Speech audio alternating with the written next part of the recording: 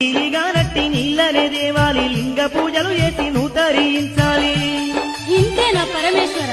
పురుగు ముట్టనట్టి పూలనే దేవాలి పరమ భక్తితోని నన్ను పూజించాలి. అదెంత పని శంకర?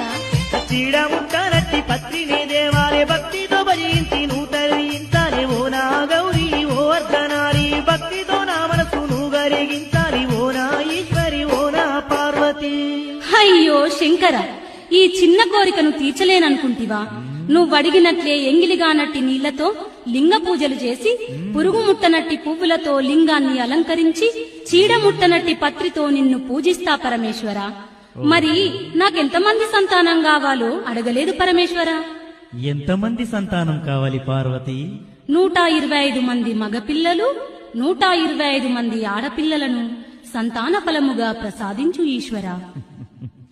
నేను కోరునట్లు నా పూజ చేసి భక్తితో నా మనస్సు గెలుచుకో పార్వతి.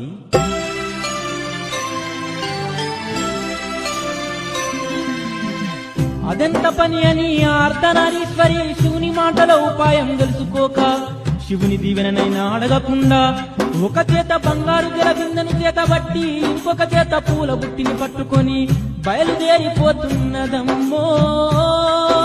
నీలిగానట్టి నీళ్ళనే దేవాలి లింగ పూజలు చేసి Download ShareChat.